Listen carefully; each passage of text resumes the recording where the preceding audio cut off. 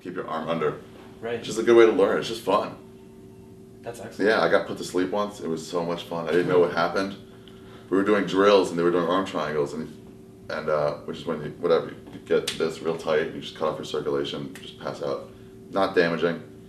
But I remember some guy was like, yeah, you don't have it in, and then all of a sudden just waking up and seeing Eddie above me. And I was like, oh, did I fall asleep while you were talking? And I was like, no, you weren't talking. Hold on, we were doing drills. I was like, oh, I was asleep! Yes! And then I thought he was going to make me sit out. I was like, you good? It's like, all right, back in. I was like, really? It was just refreshing. It was cool. You're out for like 30 seconds, no long-term damage at all, and you're just fine. Excellent. Yeah, it was cool. You should do it. If you find a place out here, do it. That'd be sick. Do it without a gi, I would say, because it's too much work to dry clean or fucking wash a gi every time. But shorts and a t-shirt work fine. Excellent. Because you got a severe staph infection from jiu-jitsu, is that right? And Joe Rogan noticed it? Yeah, I didn't know what it was. I was limping. He was like, what's wrong? I was like, spider bite. And he was like, oh, I've heard of spider bite before. Let me see it. It was just something I'd never seen. They didn't put any pictures up at the fucking gym. Staph infection is something that happens. And like football players, if you're on turf, that happens all the time. Jiu-jitsu guys, it's just, you scratch and scrape, and if their chemicals that are on their skin don't mix with your chemicals on your skin, you get staph. Did they give you some antibiotics or? No, you have to go on antibiotics. You have to have it drained, which hurt so bad. Really? It just puffs up more and more. This pus fills this thing up and just fills up. And they have to go, if you touch it, it hurts. They have to go in there with a needle and fucking pull some out. One, to test it to see if it's become systemic. Right. See if it's gone all over your body. Because once that happens, it's really hard to fight. So you got to get it taken care of. And then he was like, I'm going to put this in and drain. I was like, is it going to hurt? He's like, no. I'm like, okay. And then as he starts going, I was like, wait. It hurts when I just lightly touch it. Yeah. How is it not going to hurt if you jam a needle into it? And he goes, I was lying. It's going to be very painful. But it's going to be quick. And I was like, oh, I thought it was weird. And then he fucking jams it in there and sucks it out. It hurts so bad. But then it goes away. That, ringworm, it's just dirty. Those mats are dirty. I go home and shower. I shower right there every time. But staph is just something that happens. You don't get it from people with staph. You don't get it from not showering. You just scrape and you get it. Right. Yeah. Because I got really bad plantar warts on my toe, and I got to the point where I was just putting the cream on it, and it would kill the skin. Yeah. And I dig at it with a little razor blade. Yeah. And then it was to the point where it was like a giant hole in my toe. Oh, nice. Have you ever had plantar warts like that? No. Lucky. Yeah. Yeah. Wow. You keep digging at it, eventually it gets too bad. Yeah, and then you kill it eventually, finally. And it feels good to actually kill this thing that's like inside of you. Yeah. I don't know. But what prompted you to start doing comedy, and how did you kind of develop your style? People say like it's brave to do comedy. I was just chicken shit to get a job. I graduated from university, college, whatever you guys call it. We call it college. And then it was just like, I applied for a few jobs. None of them were good. Like, for some I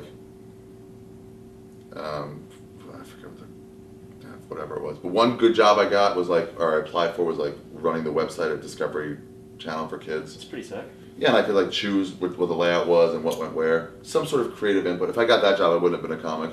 But all the other jobs were administrative assistant stuff. Just boring stuff that you could replace me in, and the job would be done the same way. Exactly. I would say I used to be a file clerk, my summer job at a law firm. It paid well, but anyone can do that job exactly the same. It's go get this file, go put this file away. There's no panache. There's no way you can put your stamp on that. Even a lawyer, you could do something your own way. You could be different. If you try a case, even if we're both trained the same, it'd be different than if I try a case. But I just didn't want to get one of those jobs with no say whatsoever, so I just ran away, and I was like, fuck it, let me see if I can sleep till noon for a while and try doing comedy, and so I did it, and then I didn't need to get a job. Excellent. I did for a while in LA, temp jobs and stuff, but all while I was doing comedy. Excellent. So that was just money jobs. Yeah. Did the Amazing Racist videos really help you get recognized more? They help and hurt. They were people that was the first thing people noticed from me. Yeah. I guess I might have done commercials before that, but no one really knows. Because you've done a lot of commercial work as well, right? People don't notice unless they already know you. They already know you, oh, that's so-and-so in a commercial. If they don't, they can meet you 10 seconds after they saw the commercial, and they would have no idea. Yeah, I told you this. No idea they just saw you or something. But The Amazing Racist, people were like, whoa, that was one of those first viral videos. People were into it, but other people were like, I can't touch that. Like, Yeah. people were like, I couldn't take you to a meeting with ABC, because what if they go, this is so racist. Like, I just can't be a part of it. Like, I love it, but I can't be a part of it. So it helped and hurt, but overall it helped. Like, no one was helping me at all before that. It was, I don't know, I like them. They're like retarded and funny. They're really funny. Thanks. And the funny thing about them, I find, is that a lot of people who like maybe watch them for the first time are like think that you are really racist, but not at all. You have to look into the irony a little bit. Like, I'm a Jew in a Klan outfit. People on like line, they write like comments like, "Oh, don't you know it looks like a Jew?" And it's like, yes, I do know. That's part of it. Like, assume that's not an accident, that I look super Jewy and I'm putting on a Klan outfit. Like, that's got, or I'm yelling at a Mexican to go back to Africa. Yeah. I probably know that's not where they're from, so maybe this is a joke. That might be a clue to like take the whole. My favorite comment was somebody. I used to get death threats all the time on like MySpace back in those days. My favorite was, "You better stop doing that shit." I'm like, do you think every time you watch it, it's happening again? Because that's not the way videos work. Like, it was done. It's done. I'm gonna get an apple. Do you mind if I get an apple? Yeah, go for it. You can keep asking If questions. those apples are real. Yeah, they're real. Do you want one? Sure. You want one? Oh, I have braces.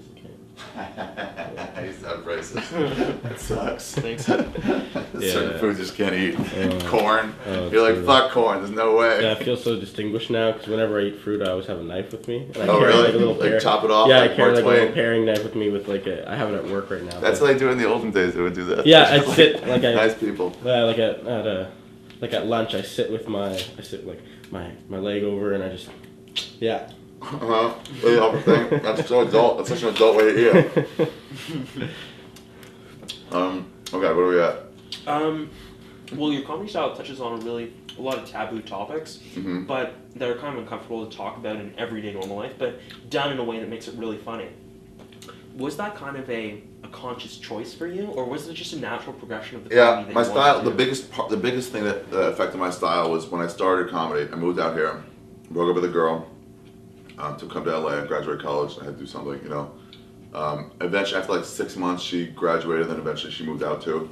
But we were broken out. Then got back together. And then after she was in California, for like 6 months, I finally was like, okay, you can come see me do stand up. I was too like nervous about it, you know. I've been doing it, but I knew I wasn't good. And so she came to see me, and I was still terrible, but less terrible than I was, I guess.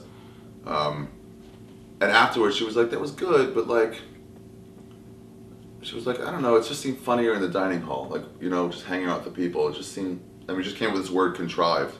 And that's what it was. It was me just doing jokes, like trying to make a joke. And it's like, so I was at the store today, and it just sounds like I'm rehearsing something. Right. And so then I just tried my best to not be contrived, to sound like I'm just sort of talking.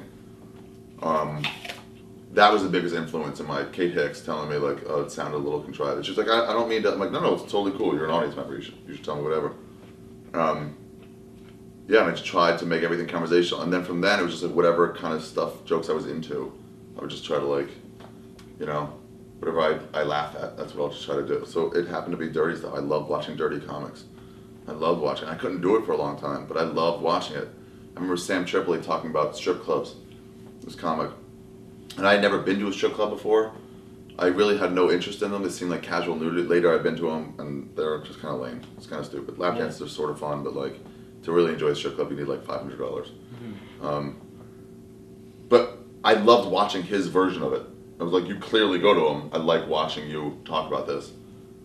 That just always did it for me. So yeah, I became a little dirtier. But I feel bad about my dirtiness. When I see old people kind of going like, I feel bad. Like, yeah, I'm sorry. This is what I'm talking about. I know this is offensive for you. I know it is, and I get it. It shouldn't be. I wish it wasn't. But like, I wish the same stuff I was saying was clean. I just sort of stopped broken crowds and I open for them, and they're down for anything. Yeah. So usually the crowd will censor you, but they never censor me on shit. So I can they'll censor you based on like, they'll get a mood of like, we don't want this, or it's too, and then you sort of sway and do other jokes to get a little better response or whatever. They just never censor, so I can do whatever I wanted. Excellent. Dirty, clean, do stuff about, Judaism, do stuff about, horrible fuck stories. They were just, so I could just develop however I wanted. And then I would go back to the Comedy Store and do stuff in LA, and it was like, yeah, it's the same shit. I know this works, so you guys either take it or not. Yeah, I don't know.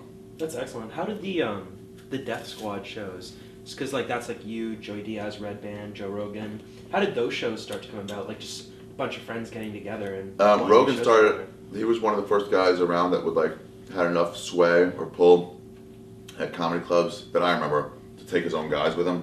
Like if I go headline somewhere, they're like, yeah, we're getting you an opener who might like draw people locally or whatever. But like I'm like, hey, can I bring my friends? So it's like, no, you're barely in here yourself. You're not getting any recommendations. But he could, so he started taking a few people with him. I remember once he would take like a bodyguard too. This guy Tate Fletcher was on one of the seasons of The Ultimate Fighter.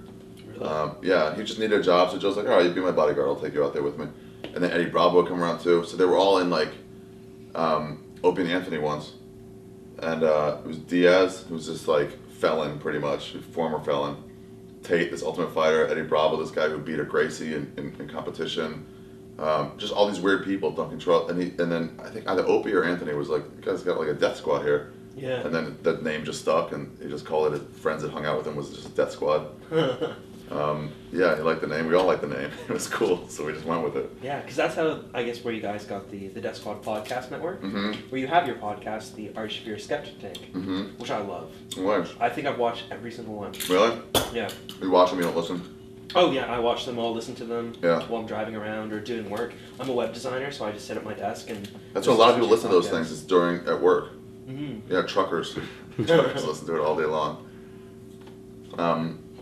Yeah, so Red Band was just like, let's make a network. You can call it that. It's like, it's harder to find my own podcast that way, because you can't just search in Ari Shaffir or the Skeptic Tank. But I reach more people that way, because he has a larger... And you're also on the Joe Rogan podcast so often. Like those have become like the new guest spots on things. Sorry? Those have become like the new guest spots on things. Like you do those enough times, people start to recognize you off stuff. Definitely. Like doing Tonight Show sets. After enough, people are like, oh, you're a comic. They're fun to do though. We just sit around and get high. Again, no censorship whatsoever. There's no FCC going, you can't curse, you can't say that. There's no breaks for commercials. You just do what you want to do. And the only sponsor is like the Fleshlight. So. Yeah, which doesn't really matter. Yeah. You just talk about the sponsorship instead of like, come to Johnson's Mattresses for whatever. Yeah. Nobody after that on the radio show, nobody goes, what do they like, Johnson's Mattresses? But the Fleshlight, people like, do you have those? People all the time ask Rogan for those. I've never used them. I'm not proud of it or ashamed of it. I don't really. I bought one. Did you? I did. How was it? It's not bad. It's not as good as the real thing though. It seems like a lot of work. It does. I'm happy with my inside out sock. Yeah. I mean, I throw it by the side of the bed and there's a mountain of inside out socks on my bed. I lived with a girl once. She was like, why do you clear everything except your socks from the side of your bed? And I was like, I jack off next to you in those socks. So the inside out ones, don't touch those. The worst is when a maid comes in your hotel room and she cleans up and she like folds like stuff going on the ground, like laundry. And you see those socks like over. And I'm like, those are still wet. Yeah. That was still wet, and they're folded up over. Oh, God, you did not have to touch those. I feel bad for them. That's fucking hilarious. Yeah. What was the question? About podcasting. Oh, What do you like so much about podcasts as a medium? It's a cool, easy. There's very little preparation that goes into it. I probably prepare more than some people for podcasts. Yeah. Just because I try to stay on topic, and I try to imagine everything I could think of about that topic. Like everything that might come up, like if it's, I just like to explore that one topic thing. Just understand someone's life a little more than I did before. You know, because you do like one topic, and you try to do it with people who have information about that topic. Yeah, some sort of expertise. They've lived that. Let's say if it's about Spain, and somebody lived in Spain for 5 years. Like, cool, you probably know what it's like to live there. Yeah. So let's talk about that. Or if you've had an abortion. Like, you would know what that's like to feel an abortion. I've never had that. Right. So instead of judging people... You should do that, actually. I've had girls that have done that. I've never done... What? I should do. No, you should do a podcast about it. Abortion? Oh, yeah, maybe you're right. Maybe I'll get one of the girls I made have an abortion. Oh, really? It's not a bad idea. Let's see what it's like. Yeah, I just go into talking about it. But it's like, you want to be like, you whore. I've always heard girls call people that get abortions whore. I'm like, why? Because they're taking care of it? No. You all got pregnant. Yeah, what do you want to be, an irresponsible parent? Yeah, instead? those 16 and pregnant girls. Do you guys get that show? Yeah. MTV. It's like, people like, they're whores. I'm like, you guys were all fucking at 16. Like, it's not that big a deal.